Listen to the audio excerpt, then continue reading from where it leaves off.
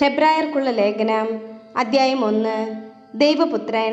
പൂർവ്വകാലങ്ങളിൽ പ്രവാചകന്മാർ വഴി വിവിധ ഘട്ടങ്ങളിലും വിവിധ രീതികളിലും ദൈവം നമ്മുടെ പിതാക്കന്മാരോട് സംസാരിച്ചിട്ടുണ്ട്. എന്നാൽ ഈ അവസാന നാളുകളിൽ തൻ്റെ പുത്രൻ വഴി അവിടുന്ന് നമ്മോട് സംസാരിച്ചിരിക്കുന്നു. അവനെ അവിടുന്ന് സകലത്തിൻ്റെയും അവകാശിയായി നിയമിക്കുകയും അവൻ മുഖേന പ്രപഞ്ചത്തെ സൃഷ്ടിക്കുകയും ചെയ്തു. അവൻ അവിടുത്തെ മഹത്വത്തിൻ്റെ തേജസ്സും സത്തയുടെ മുദ്രയുമാണ്. തൻ്റെ ശക്തിയുടെ വചനത്താൽ അവൻ എല്ലാറ്റിനെയും താങ്ങി നിർത്തുന്നു. പാപങ്ങളിൽ നിന്ന് നമ്മെ ശുദ്ധീകരിച്ചതിനു ശേഷം അത്യുന്നതങ്ങളിലുള്ള മഹത്വത്തിൻ്റെ വലത്ത് ഭാഗത്ത് അവൻ ഉപവിഷ്ടനായി. അവൻ അവകാശമാക്കിയ നാമം ദേവദൂതന്മാരുടേതിനേക്കാൾ ശ്രേഷ്ഠമായിരിക്കുന്നത് പോലെ അവനും അവരെക്കാൾ ശ്രേഷ്ഠനാണ്, ദൂതന്മാരെക്കാൾ ശ്രേഷ്ഠൻ.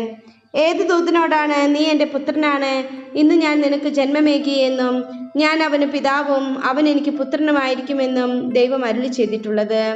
വീണ്ടും തൻ്റെ ആദിജാതനെ ലോകത്തിലേക്ക് അയച്ചപ്പോൾ അവിടുന്ന് പറഞ്ഞു, ദൈവത്തിൻ്റെ ദൂതന്മാരെല്ലാം അവനെ ആരാധിക്കട്ടെ.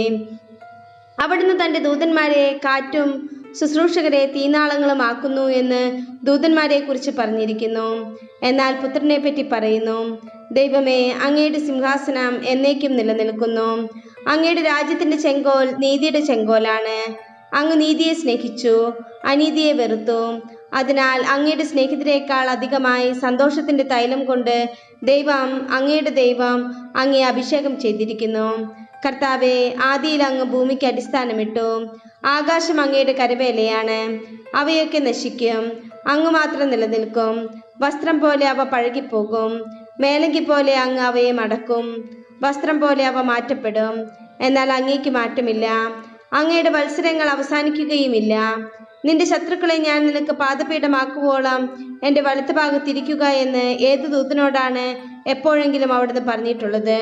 രക്ഷയുടെ അവകാശികളാകാനിരിക്കുന്നവർക്ക് ശുശ്രൂഷ ചെയ്യാൻ അയക്കപ്പെട്ട സേവകാത്മാക്കളല്ലേ അവരെല്ലാം.